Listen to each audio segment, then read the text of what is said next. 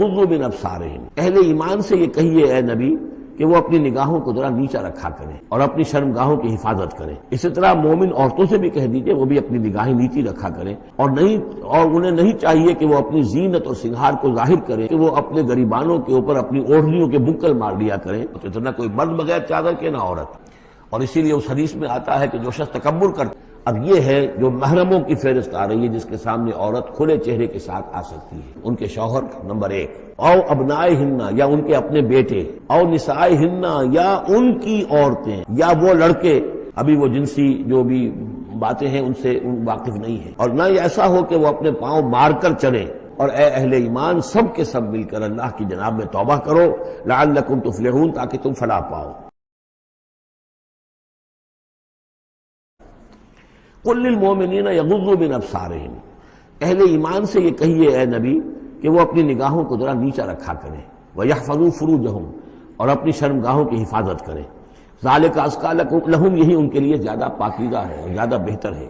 ان اللہ خبیر بما یصنعون، یقیناً اللہ تعالیٰ باخبر ہے اس سے کہ جو وہ کر رہے ہیں۔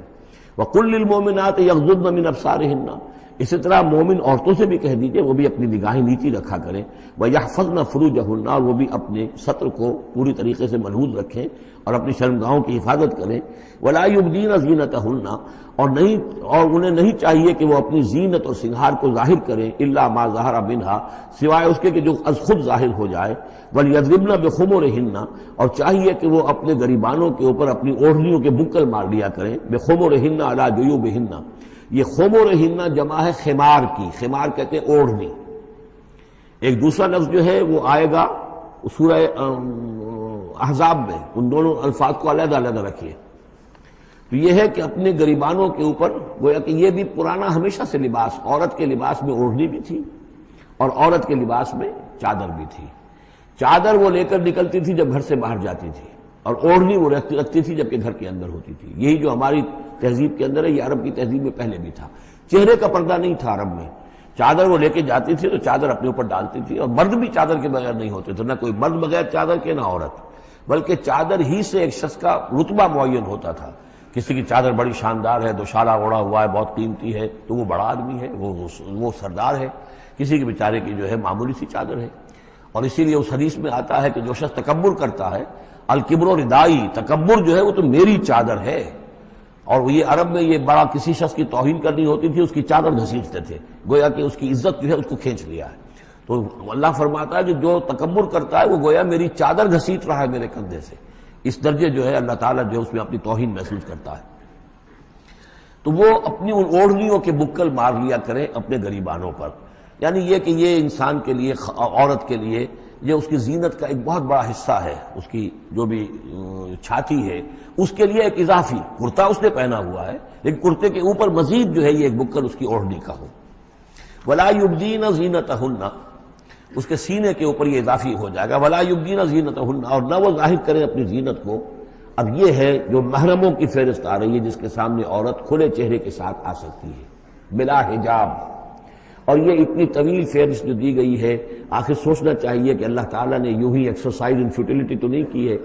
کیا فرق ہے اگر ایک عورت کے چہرے کا پردہ نہیں ہے، وہ باہر نکلتی ہے چادر لے کر، اور یہ کہ اس میں کسی اور کے ساتھ اس کا پردہ چہرے کا نہیں ہے، تو پھر یہ پوری فہرست دینے کی ضرورت کیا ہے؟ میرے نزدیک چہرے کا پردہ اسلام کے اندر لازم ہے، اور اس چہرے کے پردے سے مستثنا ہیں یہ لوگ۔ کون لوگ مستثنا ہیں؟ الا لبعولتہن، ان کے شوہر نمبر 1، او آبائہن، یا ان کے باپ، اور باپ سے مراد باپ، دادا، چچا، یہ سب چلیں گے، او آبائے بعولتہن، یا ان کے شوہروں کے باپ، او ابنائہن، یا ان کے اپنے بیٹے، او ابنائے بعولتہن، یا ان کے شوہروں کے بیٹے، یعنی ان کے شوہروں کی کسی اور بیوی سے اولاد ہے، بیٹے ہیں، تو وہ بھی محرم ہے، وہ نامحرم نہیں ہے۔ او اخوانہن، یا ان کے اپنے بھائی، او بنی اخوانہن، یا ان کے بھائیوں کے بیٹے، او بنی اخواتہن، یعنی یہ بھتیجے ہو گئے، او بنی اخواتہن، یا ان کے بھانجے، او نسائہن، یا ان کی عورتیں، اپنی عورتیں، جان پہچان کی عورتیں، عام عورتیں نہیں، نسائہن، او ما ملکت ایمانہن، یا یہ کہ جو ان کے غلام اور ان کی لونڈیاں ہیں۔ اکثر و بیشتر اہل سنت کے نزدیک یہاں مرد غلام مراد نہیں ہے بلکہ لونڈیاں مراد ہیں۔ اب تابعین غیر اولی الاربۃ، یا ایسے تابع لوگ جو کہ صرف خدمت گار ہیں، بعض اوقات ہوتا ہے خاندانی طور پر جو ہے وہ خدمت گار کرنے والے ہیں، باپ بھی کہیں ملازم تھا اسی گھر میں، اب اس کی اولاد بھی وہیں پر ہے، وہ بھی کام کر رہی ہے، بچپن سے وہیں پلے ہیں. ایسے لوگ ہوتے ہیں کہ جن کو واقعتاً پھر اس گھر کی خواتین سے اس طرح کا خیال کبھی نہیں آ سکتا کہ ان کے بارے میں وہ کوئی بری بات سوچیں. ابھی تابعین غیر اولی الاربۃ، یا وہ تابع کہ جو کہ کوئی غرض نہیں رکھتے اس قسم کے معاملات سے، من الرجال مردوں میں سے.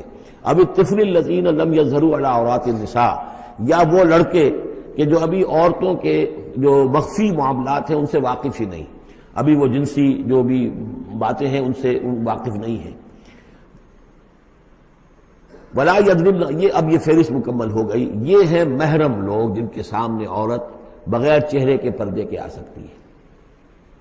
باقی یہ کہ زینت جو خود بخود ظاہر ہو جائے، اب ظاہر ہے کہ آپ نے چادر بھی لی ہوئی ہے، کسی خاتون نے برقع بھی اوڑھا ہوا ہے، لیکن اب کسی کا قد ہے، ماشاءاللہ وہ قد ایسا ہے، سر قد ہے کوئی خاتون، تو وہ کہاں چھپائے گی اس قد کو؟ وہ تو ظاہر ہو جائے گا.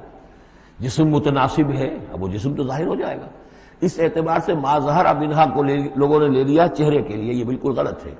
چہرے کا تو پردہ میرے نزدیک لازم ہے، اور یہ کہ باقی یہ کہ ان کے سامنے چہرے کے سمیت عورت آ سکتی ہے. باقی عورت جو ہے اپنے بیٹے کے سامنے بھی سوائے 3 اعضاء کے اور نہیں کھول سکتی، اپنے بھائی کے سامنے بھی نہیں کھول سکتی. چہرہ، یہ ہاتھ پونچھوں سے نیچے، اور پیر ٹخنوں سے نیچے، یہ جو 3 اعضاء ہیں یہ وہ ہیں کہ جو جس کو عورت نے یہ کھلے رکھ سکتی ہے، اپنے وہ بیٹے کے سامنے بھی، بھائی کے سامنے بھی، اور جو بھی رشتے گرائے گئے ہیں. لیکن یہ کہ اس سے آگے پھر جو ہے معاملہ وہ پھر شوہر کا ہے. اس سے آگے یعنی لباس کا معاملہ جو ہے جس سے کہ عورت جو ہے وہ آزاد ہوگی، وہ صرف شوہر کے لیے. وَلَا يَضْرِبْنَ بِأَرْجُلِهِنَّ لِيُعْلَمَ مَا يُخْفِينَ مِنْ زِينَتِهِنَّ، اور نہ یہ ایسا ہو کہ وہ اپنے پاؤں مار کر چلیں، کوئی زیور جو ہے پاؤں میں پہنا ہوا اس کی جھنکار ہو تاکہ لوگوں جو ہے ادھر متوجہ ہو جائیں.